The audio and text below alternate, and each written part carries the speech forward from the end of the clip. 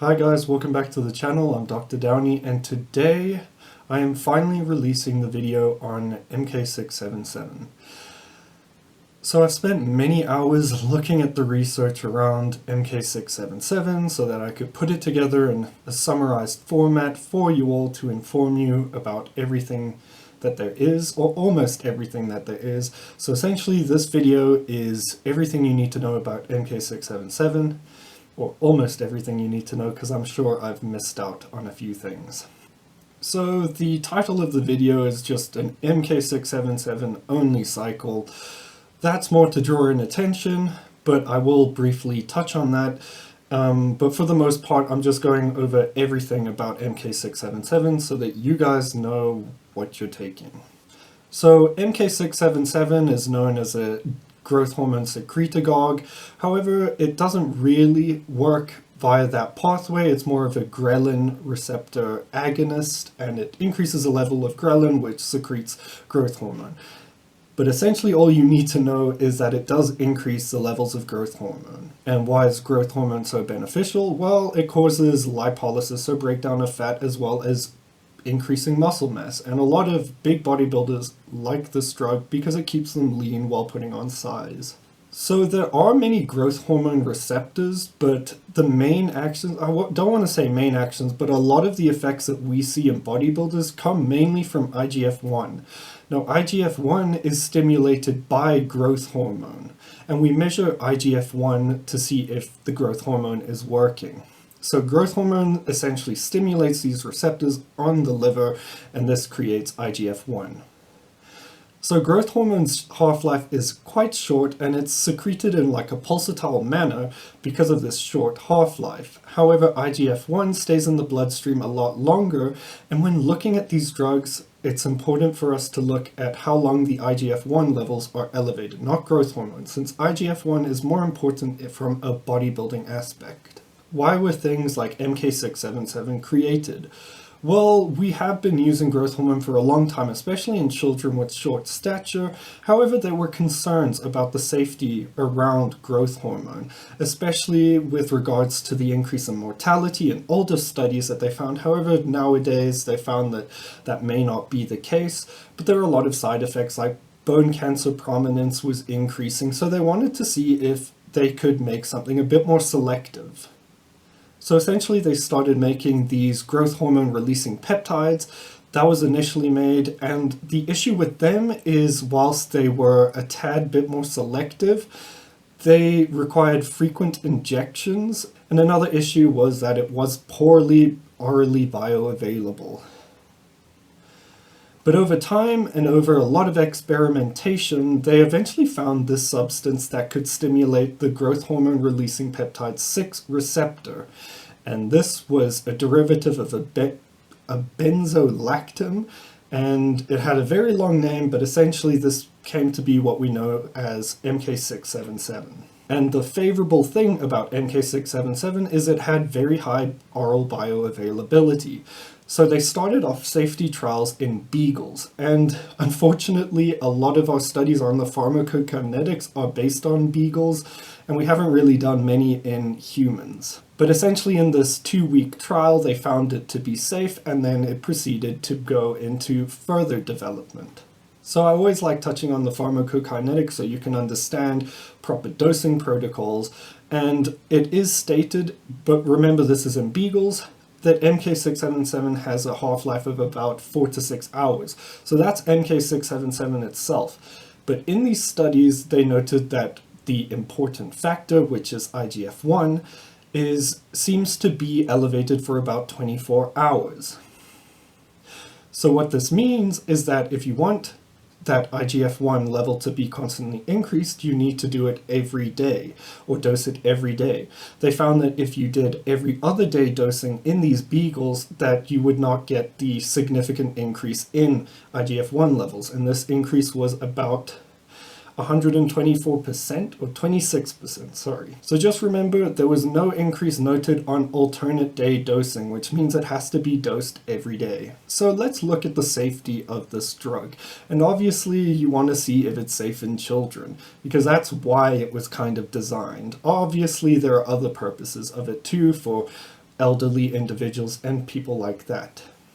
So in one of the first studies on MK677 in children, they used a dose, or they dosed it up to 0.8 milligrams per kg a day, and they found that this dose was effective to significantly raise growth hormone as well as IGF-1, and it did not interfere with any of the other hormones like prolactin or messing around with the thyroid hormones.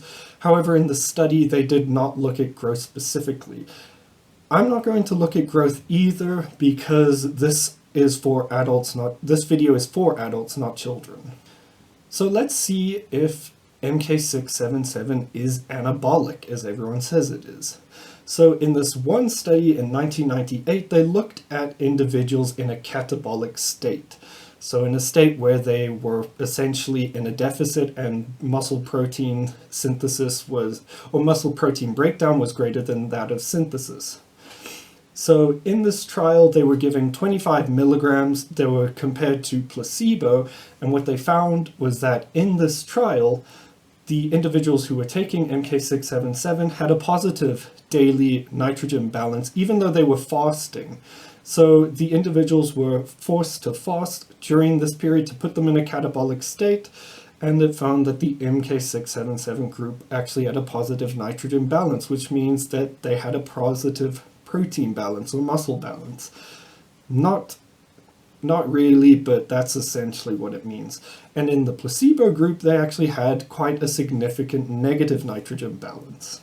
So this essentially demonstrated that MK677 can preserve muscle mass or tissue in catabolic states, which is a good sign for the elderly and people with wasting conditions.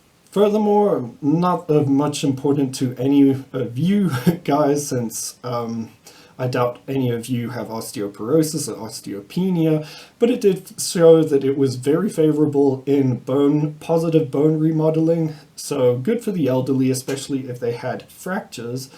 And when they looked at individuals with fractures, it did improve the markers of osteoporosis. However, functional outcomes were not that greatly improved. What was interesting, though, was in this study, IGF-1 levels were significantly increased in comparison to placebo, and this again was in using a dose of 25 milligrams. So in the MK677 group of 25 milligrams a day, the increase in IGF-1 levels were 84%, and in placebo 17%, and the 84% did reach statistical significance. But the two studies I just mentioned were in elderly individuals. What about in healthy men? So there aren't many studies on this, but there was a double-blind randomized control trial, which we do like because we get to see if there's causation as opposed to correlation. And in this study, they had 24 men, and they found that in the MK677 group, when compared to placebo, they gained 3 kilograms of fat-free mass more than the placebo group. And this was again at 25 milligrams a day. However, they did not show any change in abdominal or visceral fat mass, which you'll see often reported, since growth hormone has actually been shown to decrease visceral and abdominal fat mass. Of note, and what many people will mention, is that in this study, the serum prolactin, so prolactin levels, were greatly or significantly increased, just like the growth hormone levels. But we'll touch on that again later. And we in fact do have long-term trials, which is good from a safety point of view. So there was a double-blind randomized control trial, which is good, on 65 healthy elderly individuals, and it lasted 2 years. And they found that in the group using 25 milligrams of MK677 a day, growth hormone as well as IGF levels were equal to that of their healthy individuals. And you'll see a lot of people reference the study. Of note also is that fat-free mass increased in the MK677 group. They all gained on average a kilogram of lean muscle mass, in contrast to the placebo group, which actually lost fat-free mass. Of interest also is that their LDL cholesterol, the bad cholesterol, also decreased. However, this fat-free mass increase was not accompanied by any increase in strength or fat loss. Now, a side effect or positive that many individuals will note when taking MK677, and that is sleep, and this has been demonstrated in trials. In a smaller crossover study in 8 young males, they found that in the study, those taking 25 milligrams of MK677 a day had a 50% increase in stage 4 sleep duration. And if I'm not mistaken, stage 4 sleep is essentially deep sleep, the sleep before REM sleep. And these individuals also had a 20% increase in REM sleep. But what was interesting is that in older individuals, there was a massive increase in the benefit that it had on sleep, and that was demonstrated by elderly individuals having a 50% increase in REM cycle sleep.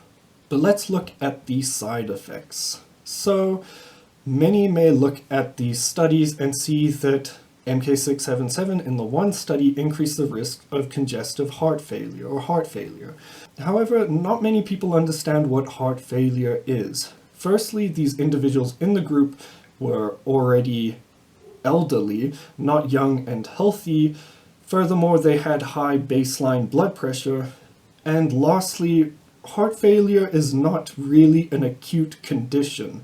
People commonly think heart failure and heart attacks are synonymous, but essentially heart failure is more of a disease of chronic conditions, such as chronically high blood pressure.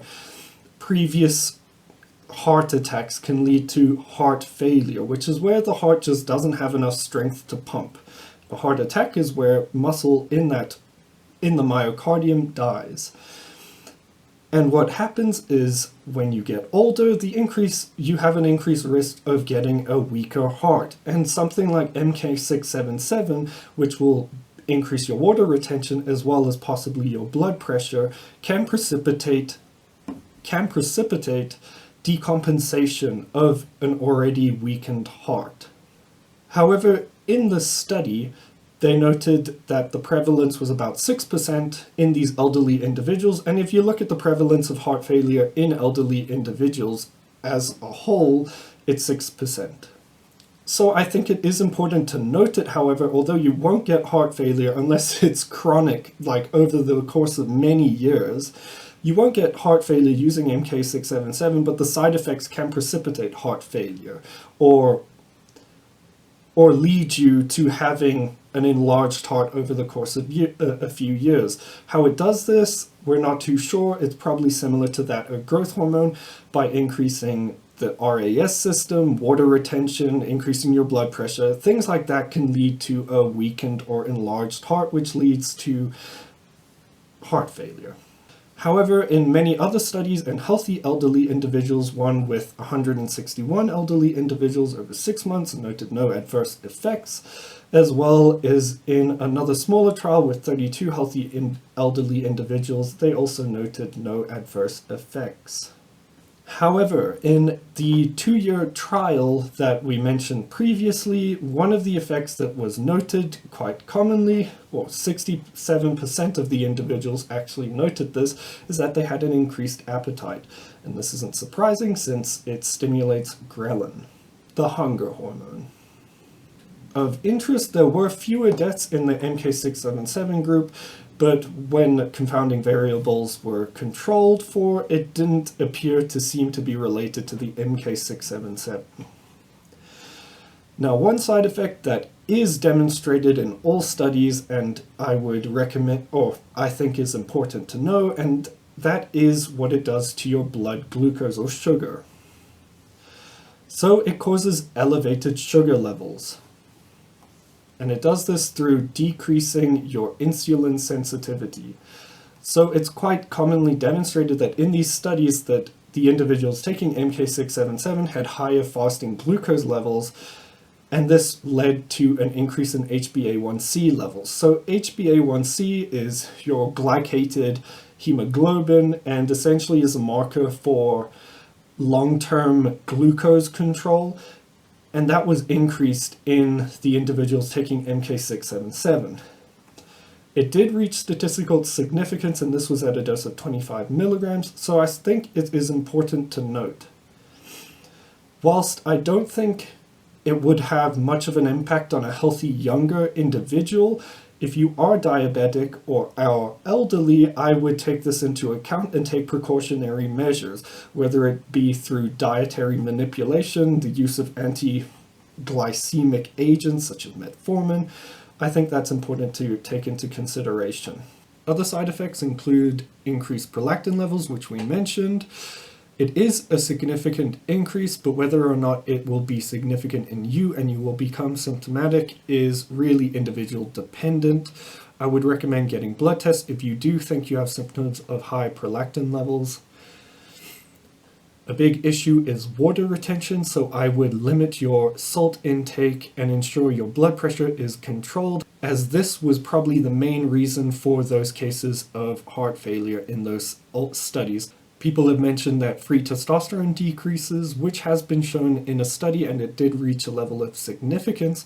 However, it did not make the participants hypogonadal. The decrease just reached statistical significance. It didn't decrease it to the point of becoming hypogonadal.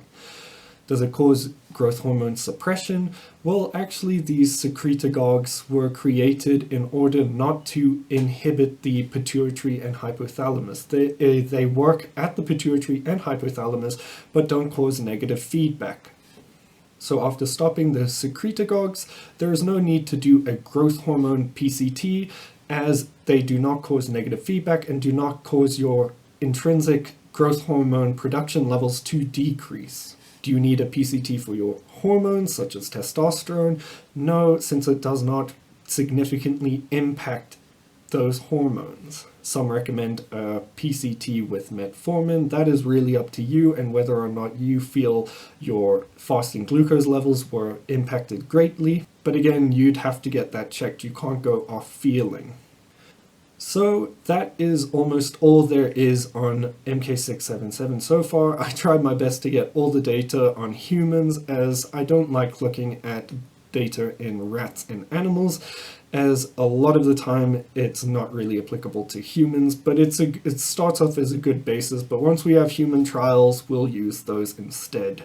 So if you are looking to run this as a MK677 only cycle, the dosages they seem to use are 25 milligrams. Again, I'm a doctor, so I don't recommend this, but 25 milligrams seems to be the doses that was used with minimal adverse effects.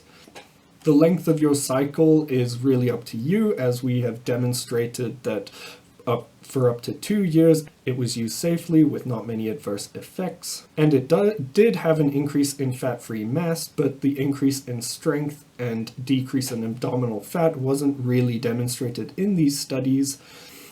But just keep an eye on your blood pressure, as water retention is quite commonly reported. So let me know what you think about this video in the comments down below, and I will see you in the next one.